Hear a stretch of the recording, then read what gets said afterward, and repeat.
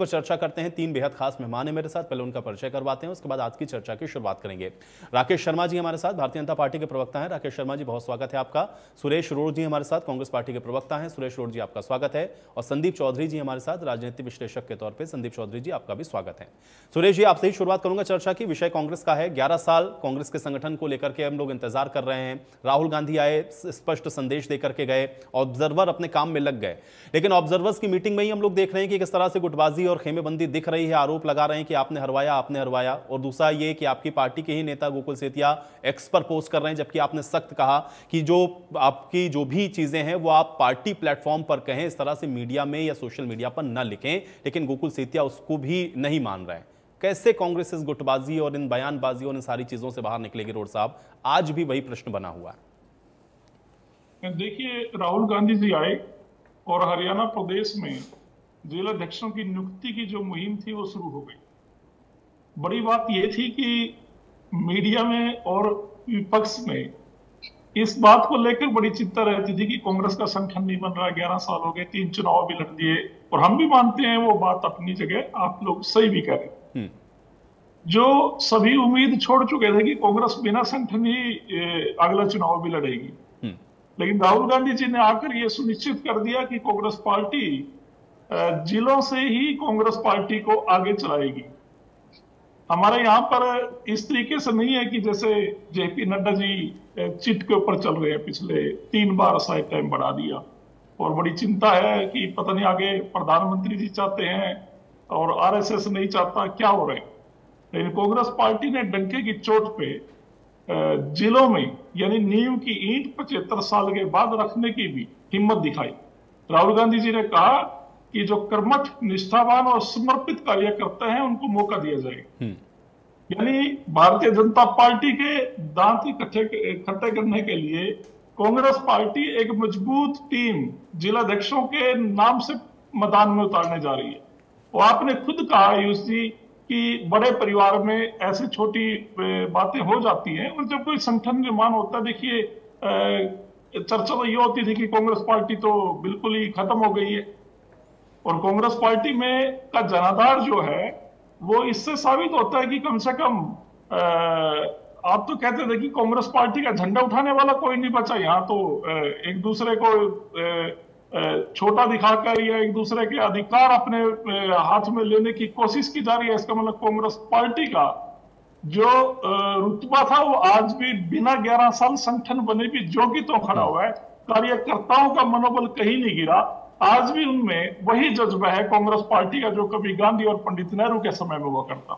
कांग्रेस नहीं, लेकिन वो तो आपस में लड़ रहे हैं ना रोड साहब, इसको जज्बा थोड़ी ना कहेंगे कि आपस में लड़ रहे हैं कि इन्होंने हरवा दिया कि ये हमारे खिलाफ काम कर रहे थे, या गोकुल सेतिया ये लिखने लग जाए कि भाई आप ऐसे लोगों का सहारा मत लीजिए, ये स्लीपर सेल हैं।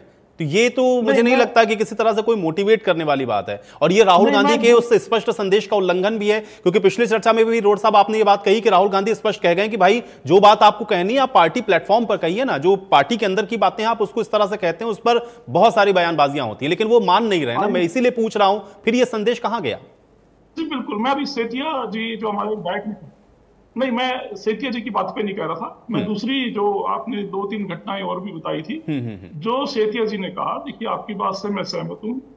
पार्टी में जो चंडीगढ़ में बैठक हुई, राहुल गांधी जी ने, केसी वेणुगोपाल जी ने और बीके हरिप्रसाद जी ने, हमारे तीनों राष्ट्रीय नेताओं ने बिल्कुल स्पष्ट संदेश दिया बैठक में, क्योंकि मैं बैठक में खुद भी मौजूद था पर्यवेक्षकों की, कि पार्टी में अनुशासनहीनता तनिक भी बर्दाश्त नहीं होगी, और अगर कोई ऐसा बयान आता है तो पार्टी इन घटनाओं का कड़ा संज्ञान लेगी। मैं पार्टी प्रवक्ता के तौर पर आपके चैनल के माध्यम से जानकारी देना चाहता हूं, ये सभी के ऊपर लागू है। पार्टी में अनुशासन रहेगा, वो कोई भी प्लेटफॉर्म पे बात करने लायक होती है, और वो अगर मीडिया के थ्रू या किसी फैसले को प्रभावित करने के लिए ऐसी बातें अगर चलाई जाती हैं मीडिया के माध्यम से किसी भी नेता या कार्यकर्ता या पदाधिकारी के द्वारा, तो उस पर कड़ा संज्ञान लिया जाएगा। लेकिन वो स्लीपर सेल जैसी बात कहना सुरेश जी, क्या आपको नहीं लगता, क्योंकि एक तो आपकी पार्टी के भाई वो एक तो चुने हुए विधायक हैं, दूसरा वो ये कि अशोक तंवर जिनके साथ राहुल गांधी खुद मुलाकात करते हैं, उन पर वो ये तंज कस रहे हैं कि भाई ये स्लीपर सेल हो सकते हैं, पता नहीं कब किसका क्या ये मदद कर दें। तो इस तरह की बातों को कहना और आपकी हाईकमान जिनके साथ मुलाकात कर रहे हैं उस पर प्रश्न चिन्ह खड़ा कर देना, ये आपको नहीं लगता कि यही तो सबसे बड़ी चुनौती है कांग्रेस पार्टी की? कहां निकल पा रहे हैं उस गुटबाजी से आप बाहर? ये देखिए, मीडिया में ऐसी बात नहीं होनी चाहिए और पार्टी हाईकमान जरूर इसके ऊपर नजर बनाए हुए है। जो ऐसी घटनाएं अगर कहीं होती भी है या किसी नेता या पदाधिकारी के द्वारा ऐसी कोई बात आती है तो उस पर कड़ा संज्ञान पार्टी लेगी। अनुशासनहीनता बिल्कुल बर्दाश्त नहीं है। और मैं ये बात भी कहना चाहता हूँ, किसी भी नेता को या विधायक को या सांसद को इस बात की चिंता करने की जरूरत नहीं है कि कौन क्या है। पार्टी हाईकमान बेखूबी जानता है कि कौन क्या है और किसने काम किया और किसने नहीं किया। ये काम हाईकमान का है, हमें तो काम करना है। प्रदेश के नेताओं को भी, कार्यकर्ताओं को भी, प्रदेश के पदाधिकारियों को भी इस बात का मूल्यांकन करना पार्टी हाईकमान का काम है, प्रभारी महोदय का काम है। दो सह प्रभारी लगाए गए हैं प्रदेश में, ये काम उनका है। हम किसी और का काम अगर अपने हाथ में पकड़ेंगे तो वो समस्या अपने लिए भी ठीक नहीं है और पार्टी के लिए भी ठीक नहीं है, तो समस्या पैदा करने वाली बात हो। ठीक है राकेश जी, ठीक है। चलिए, अब आप ये कह रहे हैं कि आप पार्टी के प्रवक्ता होने के नाते भी ये कह रहे हैं कि इस पर हाईकमान संज्ञान लेगा। हम लोग देखते हैं कि इस पर क्या होता है। राकेश जी, ठीक है। राकेश जी, 11 साल कांग्रेस के संगठन का इंतजार हो, ये प्रश्न जो कि बड़ा, क्यों आप लोग भी बराबर तंज कसते रहते हैं कांग्रेस पार्टी के ऊपर कि भाई, और अभी भी कह रहे हैं कि नहीं बनेगा इनका संगठन। जो हो रहा है कांग्रेस पार्टी में, कैसे इसको आप देखते हैं? देखिए, जो कांग्रेस पार्टी में भी चल रहा है, अभी राहुल गांधी जी आए थे चंडीगढ़, एक्शन से पता लगता है कि कितने अनुशासनात्मक पार्टी है ये। अगर वास्तव में इनको संगठन खड़ा करना था, अगर राहुल जी अगर चाहते कि एक मैसेज देना है कि जो भी अनुशासनात्मक कार्य करेगा उसके खिलाफ कार्रवाई होगी, तो सबसे पहला काम था कि संगठन से पहले इनको सीएलपी के लीडर का चुनाव करना चाहिए था। और जब संगठन के लीडर का चुनाव करते तो सारा दूध का दूध और पानी का पानी हो जाता। इनको पता लग जाता तुम्हारा संगठन है या विघटन है। एक दूसरे की पर कुर्सियां डालना, एक दूसरे पर तंज कसना, कोई एक्स पर पोस्ट करता है, कोई गाल पर पोस्ट करता है। और कांग्रेस का हाल क्या है, गली गली मोहल्ले मोहल्ले में सबको पता है। 11 साल में कांग्रेस बिना संगठन के रही है। अनुशासन और कांग्रेस, इन दोनों का कोई दूर दूर तक कोई लेना देना नहीं है। हमने लंबे समय से कांग्रेस को, आपने भी देखा, हमने भी देखा, अनुशासन नाम की चीज कांग्रेस में कभी रही ही नहीं। और रही बात ये कह रहे हैं कि हम संगठन बनाएंगे, जिला नहीं, लेकिन राकेश जी, जिसको आप अनुशासन कहते हैं, जिसको आप ये कहते हैं कि ये पार्टी अनुशासन में नहीं, वो ये कहते हैं हम, यही तो हमारा आंतरिक लोकतंत्र है। कम से कम कांग्रेस पार्टी में वो ये कह रहे हैं कि हमारे कांग्रेस पार्टी में कम से कम इतनी छूट तो है कि लोग जिसको जो कहना है वो कह सकता है। राकेश जी, वो ये कहते हैं कि बीजेपी में लोग कह भी नहीं पाते। नहीं, सब कुछ कह पाते हैं बीजेपी में लोग। अभी हमारे मंडल अध्यक्षों के चुनाव हुए, बूथ की कमेटियों ने, बूथ की समितियां बनी, उसके बाद मंडल अध्यक्षों के चुनाव हुए, मंडल अध्यक्षों ने अपने जिला अध्यक्ष का चुनाव किया। हमारे एक पूरी प्रक्रिया है जिसके माध्यम से पूरा संगठन खड़ा होता है। पन्ना प्रमुख तक हमारा कार्यकर्ता। अभी वो आपके राष्ट्रीय अध्यक्ष को लेकर भी प्रश्न खड़ा कर रहे थे, कह रहे आप अपना राष्ट्रीय अध्यक्ष नहीं चुन पा रहे हैं। नहीं, मैं सुरेश जी से पूछना चाहता हूं, सोनिया गांधी लगातार कितने वर्षों तक राष्ट्रीय अध्यक्ष रही? लगातार कितने वर्षों तक चुने गए? कितने वर्षों तक? कितने वर्षों तक? नहीं, चुने नहीं गए। नहीं, चुने नहीं गए सुरेश जी, गलत बात। आपको सारा पता है, आप सारा जानते हैं, आपकी मजबूरी है। आप कांग्रेस के प्रवक्ता हैं, आपकी मजबूरियां हैं, आपका बोलना, आपका जो विषय है वो ठीक है, परंतु वास्तविकता ये है कि संगठन, अगर लोकतंत्र के अगर भारतीय राजनीति के अंदर अगर वास्तव में लोकतंत्र किसी पार्टी में, तो भारतीय जनता पार्टी के अंदर लोकतंत्र है। कांग्रेस तो एक परिवार से शुरू होकर परिवार पर खत्म होने वाली पार्टी है। चाहे वो राष्ट्रीय स्तर पर ले लीजिए, चाहे हरियाणा में ले लीजिए। हरियाणा में हुड्डा परिवार से बाहर कांग्रेस नहीं निकल पाई। वो एसआर के गुट बना था, उसमें से के निकल गया, परंतु कांग्रेस हुड्डा के परिवार से बाहर नहीं निकल पाई। और उसका ही नतीजा है कि कांग्रेस की तीसरी बार धराशायी हुई, विपक्ष में बैठे लोग। अगर राहुल गांधी जी अगर वास्तव में गंभीर होते इस विषय को लेकर कि हरियाणा में संगठन खड़ा करना है, हरियाणा में पार्टी खड़ी करनी है, तो इनको मेरे ख्याल से शुरुआत करनी चाहिए थी अपने सीएलपी लीडर से। जब उसके, क्योंकि ऊपर से अनुशासन की शुरुआत ऊपर से होती है।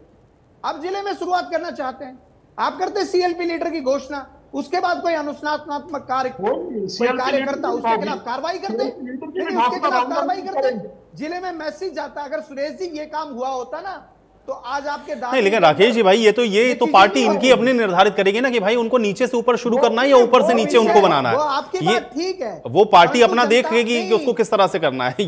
ये तो ये आपका मानना है ना, वो उनकी पार्टी की स्ट्रेटेजी अलग हो सकती। ये बात ठीक है, उनका आंतरिक मामला है, स्ट्रेटेजी हो सकती है, उनका कोई विचार हो सकता है, वो विषय अलग है। परंतु मैं ये कहना चाहता हूं, जब आप एक मैसेज देना चाहते हैं अपने प्रदेश के कार्यकर्ताओं के बीच में, तो आपको डिसीजन बोल्ड लेने होंगे। बोल्ड डिसीजन के माध्यम से ही आप मैसेज दे सकते हैं। और संगठन, कांग्रेस में संगठन कभी नहीं रहा, कभी भजनलाल जी की कांग्रेस रही, फिर भजनलाल जी की कांग्रेस से कांग्रेस हुड्डा कांग्रेस आ गई, पिछले 15-20 सालों से हुड्डा कांग्रेस है। अब आगे देखिए, आगे देखिए। चलिए ठीक है, आप ये कह रहे हैं कि ये गुटबाजी से बाहर नहीं निकल पा रहे हैं, इसलिए इनका संगठन अभी भी बनेगा नहीं। ठीक है, चलिए संदीप जी, बहुत लंबे समय से चूंकि कांग्रेस को आप ऑब्जर्व कर रहे हैं भाई, ये 11 साल से एक प्रश्न जो कि कांग्रेस के लगभग सभी नेताओं से हर बार पूछा जाता रहा कि भाई संगठन कब बनेगा। 3 विधानसभा चुनाव हम लोगों ने देखा और कांग्रेस को उसका खामियाजा भी भुगतना पड़ा। अब राहुल गांधी के आने के बाद क्या कुछ बदलता हुआ आपको दिख रहा है, या आज भी वही ढाक के 3 पात, या लग रहा है कि चुनौतियां अभी कांग्रेस के सामने है, इतना आसान नहीं है? कैसे देखते हैं इसको? कि राजनीति में अगर चुनौती की बात करें तो चुनौती में राजनीति तो सभी के सामने रहती है। राजनीति में चुनौतियों से भरा फील्ड है। लेकिन जिस तरीके से अभी राकेश जी कह रहे थे कि ऊपर से संगठन बनाना चाहिए, देखिए अभी बीजेपी का संगठन बना, पहले जिलाध्यक्ष बने हैं, फिर प्रदेश अध्यक्ष बने, अब राष्ट्रीय अध्यक्ष से बन सकता है। तो खुद का संगठन तो नीचे से बन रहा है और कांग्रेस नहीं, संगठन तो नीचे से ही बनना। मैंने मैसेज, संदीप जी, मैंने मैसेज देने के लिए कहा था। अगर ये सीएलपी लीडर का घोषणा करके फिर संगठन बनाते तो एक मैसेज आता है। सुन लीजिए राकेश जी, सुन लीजिए, तो ये तो विचार है बीजेपी के बारे में। रही बात कांग्रेस की, तो देखिए अगर आज हम कांग्रेस के जिलाध्यक्ष बन रहे हैं और उनकी बैठ करके टीवी पर डिबेट कर रहे हैं, तो इसका मतलब हरियाणा में कांग्रेस मजबूत है, क्योंकि वहां जिलाध्यक्ष बनने के लिए उनके कार्यकर्ता आपस में लड़ रहे हैं और कार्यकर्ता उसी पार्टी के आपस में लड़ सकते हैं, फाइट कर सकते हैं कि ये पद मुझे चाहिए। इसका मतलब कांग्रेस जमीन पर मजबूत है। हाँ, ये बात मैं मानता हूं कि कांग्रेस सफल इसलिए नहीं हो पाई क्योंकि कांग्रेस कई धड़ों में बटी हुई थी।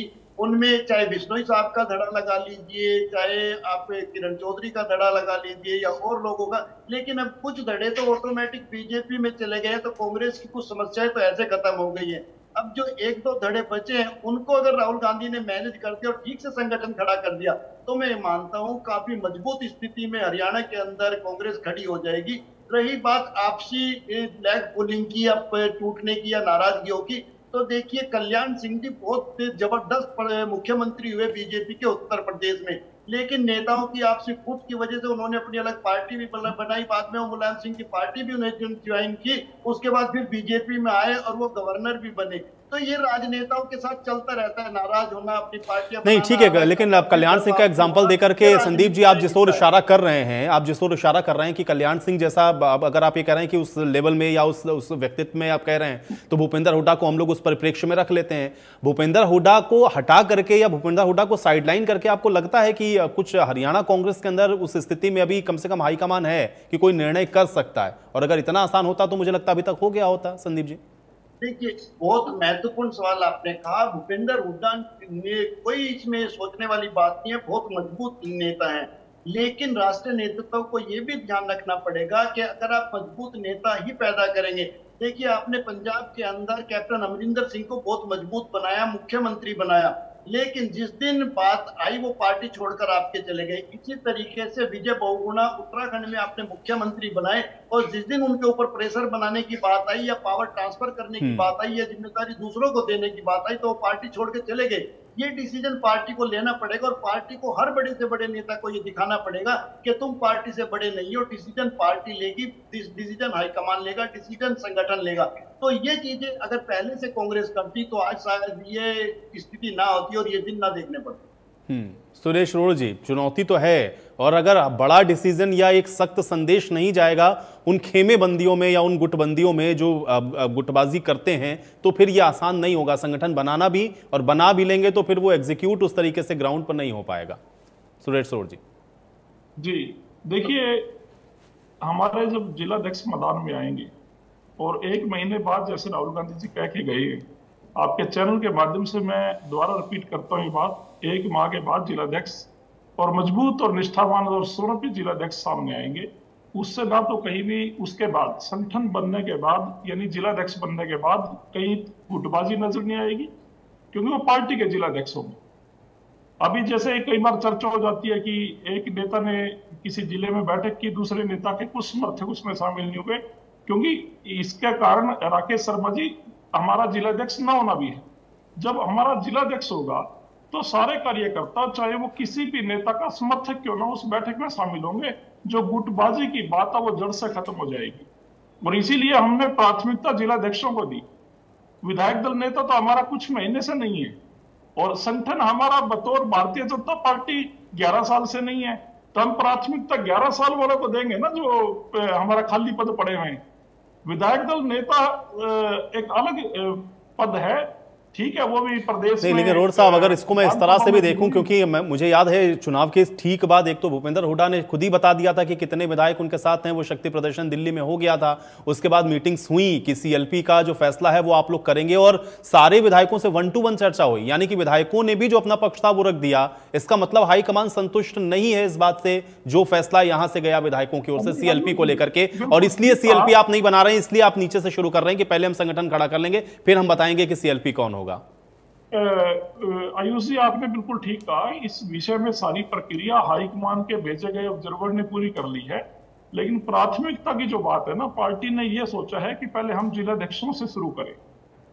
मैदान में हमारे जिलाध्यक्ष लड़ाई लड़ेंगे, पार्टी की विचारधारा को बचाकर रखने का दायित्व भी उनके ऊपर होगा, और इससे गुटबाजी भी बिल्कुल भी अगर कहीं गुंजाइश भी है, कहीं जैसे मैंने बताया कि मीडिया में कोई खबर भी आ जाती है तो जिलाध्यक्ष बनने के बाद गुटबाजी देखने को नहीं मिलेगी कांग्रेस पार्टी में।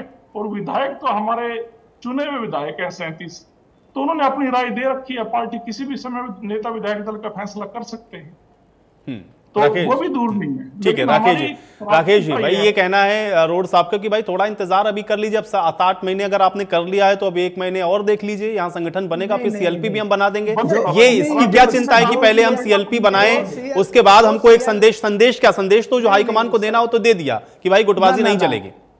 ऐसा है, जो सीएलपी लीडर का जो मामला है वो इसीलिए रोका गया है, राहुल जी ने स्पष्ट कर दिया इनको कि सबसे पहले संगठन बनेगा, किसी भी कीमत पर सीएलपी लीडर नहीं बनाएंगे।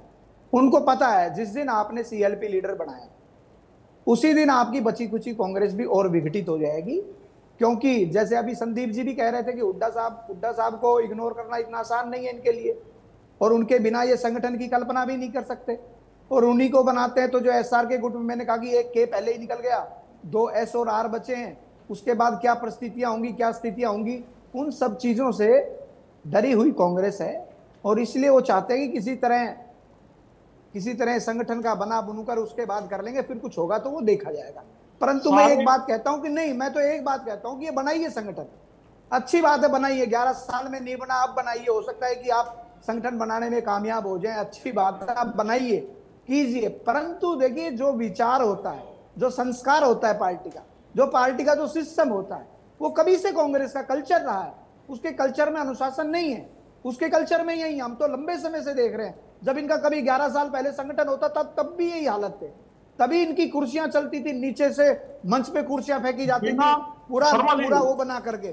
शर्मा जी, सुरेश जी 11 साल संगठन हुए फिर भी इतने अनुशासित हैं। अगर संगठन होगा तो अनुशासनहीनता कहीं नहीं, चलो हमारी शुभकामनाएं रही अनुशासित, परंतु मुझे नहीं लगता कि कांग्रेस कभी अनुशासन की डोर में बंध पाएगी। जिस प्रकार से कांग्रेस के अंदर सिर्फ उठौल है, जिस प्रकार से एकाधिपत्य है केंद्र में भी प्रदेश में भी, जिस प्रकार से एकाधिपत्य की लड़ाई जो है वो लड़ाई सड़कों पर है। पूरे चुनाव में देखिए, ये कहते थे, इन्होंने एक बहुत बड़ा वो बनाया था कि भाई हर हालत में अब की बार तो सरकार बने ही बनेगी 2024 में, तो बस आई गई कांग्रेस, गुमराह करने का काम किया। परंतु किस प्रकार से पूरे हरियाणा में नहीं यही तो एक बड़ा कारण था ना रोड साहब भाई, बिना संगठन के राकेश जी यही तो बड़ा कारण था।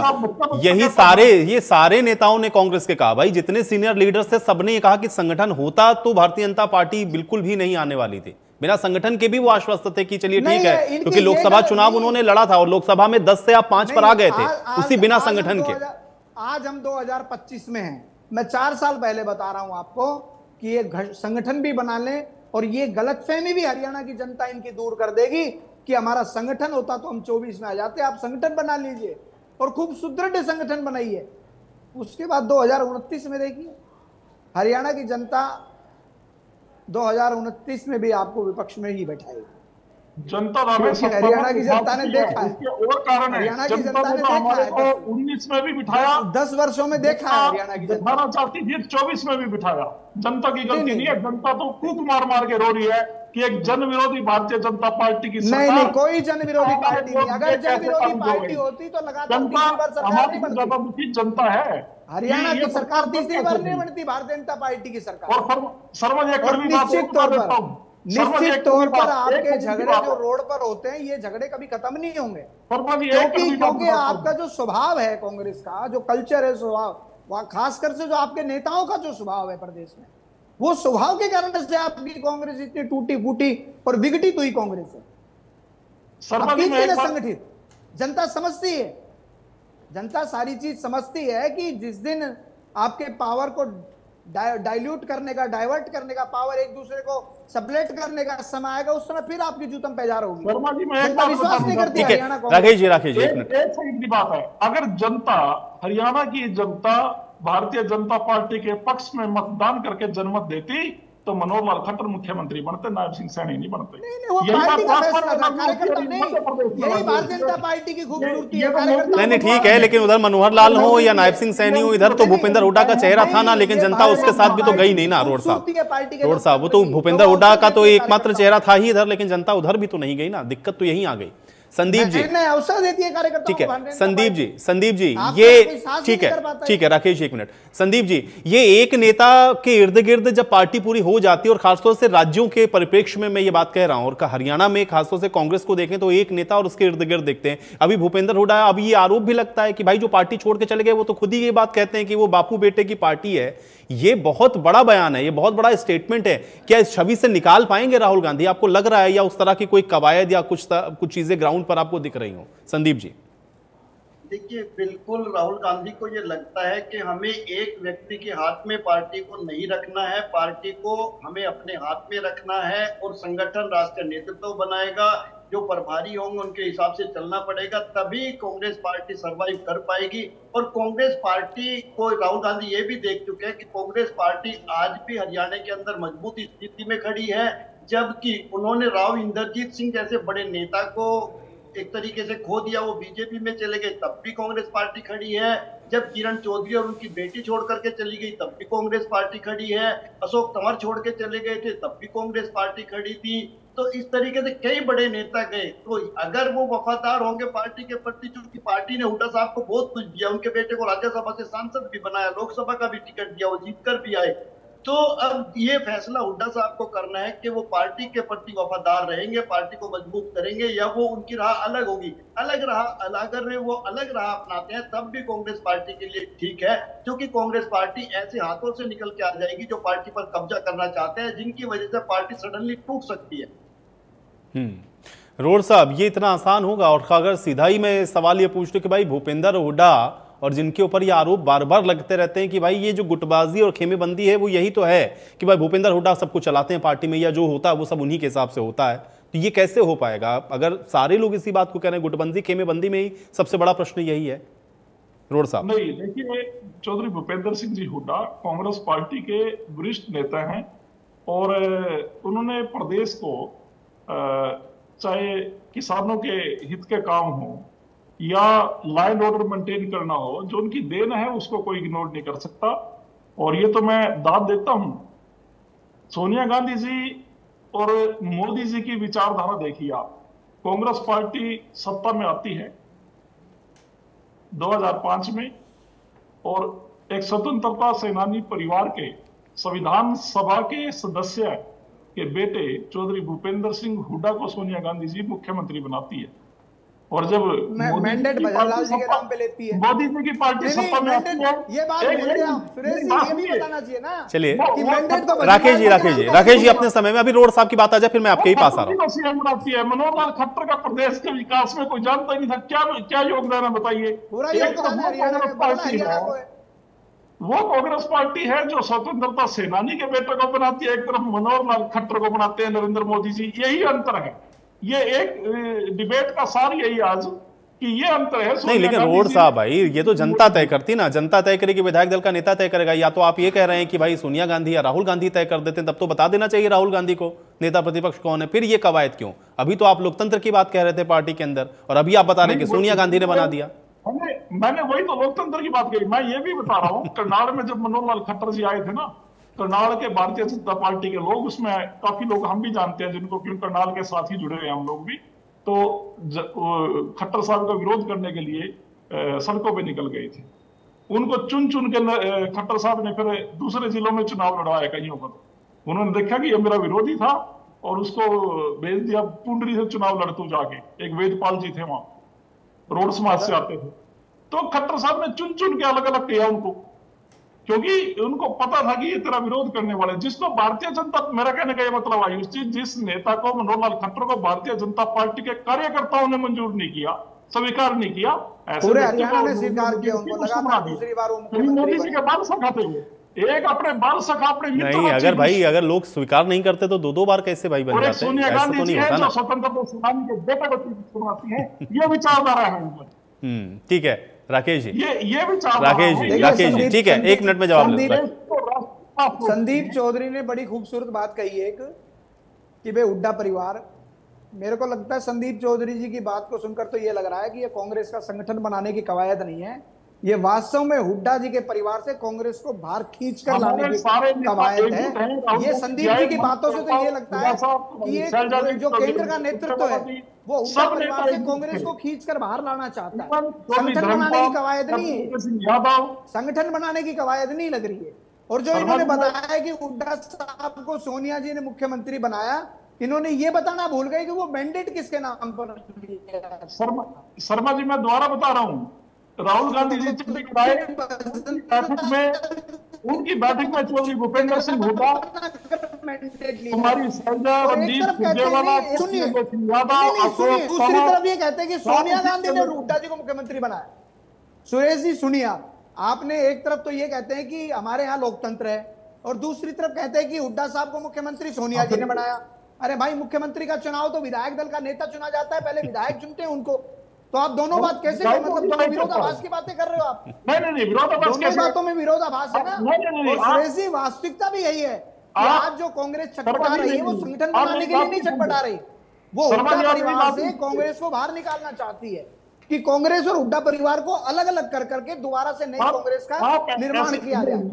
ये आपकी नहीं, लेकिन रोड साहब वो ये कह रहे हैं कि भाई आप ठीक है, अब एक स्वतंत्रता संग्राम सेनानी के परिवार वाले एक शख्स को उन्होंने मुख्यमंत्री बनाया, ठीक है, सोनिया गांधी ने भी तय किया, लेकिन उनका ये कहना, आप ये नहीं बताते कि वो मैंडेट मिला किसके नाम पर था।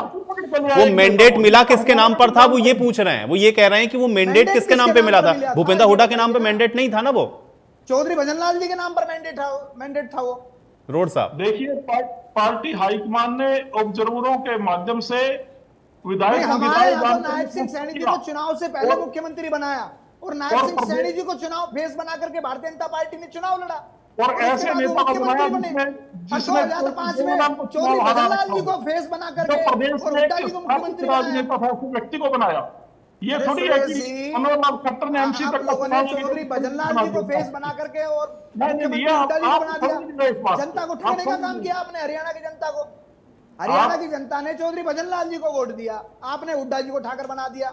हमें जब परिवर्तन करना था, हमने चुनाव से पहले परिवर्तन किया, चुनाव के बाद परिवर्तन नहीं किया। हमारे यहाँ कार्यकर्ताओं को बढ़ाने की प्रक्रिया होती है, कार्यकर्ताओं को बढ़ाते देते हैं। भजनलाल जी भी हमारे कार्यकर्ताओं को बढ़ाते हैं। शर्मा जी, भजनलाल जी भी हमारे थे, चौधरी भूपेंद्र सिंह हुड्डा भी हमारे थे। यही तो कह रहा हूँ, आपने अपनों के साथ दगा किया, आपने अपनों के साथ दगा किया। आपके अपने थे ना वो, उनके नाम पर कांग्रेस ने मैंडेट लिया, और कांग्रेस ने मैंडेट लेकर हुड्डा जी को बना दिया। हुड्डा जी को चेहरा बनाकर चुनाव बनाया। हमने भारतीय जनता पार्टी की तरह कांग्रेस के नेताओं को मंत्री पद नहीं दिए। कांग्रेस पार्टी में एक भारतीय जनता पार्टी के नेता नहीं, आप हमारे नेताओं को बनाते।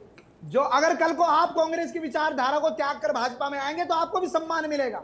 कांग्रेस की विचारधारा को जो त्याग कर पार्टी में आया उसको सम्मान देती है पार्टी, बाहर से आने वालों को भी सम्मान देती है। उनकी विचारधारा खूबसूरती है, हमारी खूबसूरती है। आप अपनों को सम्मान नहीं देते, हम बाहर से आए व्यक्ति को भी सम्मान देते हैं। ये पार्टी की खूबसूरती। ठीक है, ये बड़ी बात आपने कह दी कि आप ना तो पार्टी के अंदर रहने वाले ना बाहर से आने वाले, आप किसी को सम्मान नहीं करते। संदीप जी मैं आ रहा हूं इस पर, एक सेकंड रोड साहब, संदीप जी से मेरा प्रश्न है। संदीप जी, क्या ये जो संगठन बनाने की पूरी कवायद है ये चौधरी भूपेंद्र सिंह हुड्डा के इर्द गिर्द घूम रही है, या चौधरी भूपेंद्र सिंह हुड्डा का राजनीतिक क्या व्यक्तित्व रहेगा प्रदेश के अंदर, उस पर क्या निर्णय करना है, ये सिर्फ और सिर्फ उसकी कवायद है? संदीप जी देखिए, मुझे लगता है जिस तरीके से चौधरी वीरेंद्र सिंह ने बीजेपी ज्वाइन की थी और बीजेपी ने उनके बेटे को जब चुनाव लड़ाया तो ये शर्त लगा दी कि भाई देखिए आप घर बैठिए, मतलब सबको राजनीति में पूरे परिवार को मजबूत नहीं किया जाएगा। अगर भूपेंद्र सिंह हुड्डा के बेटे आगे आने वाली पीढ़ी के लिए तैयार हो रहे हैं कांग्रेस में, तो ऐसा नहीं है कि वो सांसद भी बने रहेंगे, वो केंद्र की राजनीति भी करेंगे और हुड्डा साहब के हाथ में वहां भी दे दिया जाएगा। देखिए, हुड्डा साहब प्रदेश अध्यक्ष भी रह चुके हैं, हुड्डा साहब 2 बार मुख्यमंत्री भी रह चुके हैं। तो पार्टी अगर तभी सरवाइव करेगी जब नए लोगों को भी मौका मिलेगा, नए लोगों को भी आगे आने का मौका मिलेगा। हुड्डा साहब का फर्ज बनता है, अगर आप पार्टी के प्रति वफादार है, पार्टी ने बहुत कुछ दिया है, कि आप पार्टी को मजबूत कीजिए, नए लोगों की नई लीडरशिप को आगे आकर लेकर के आइए।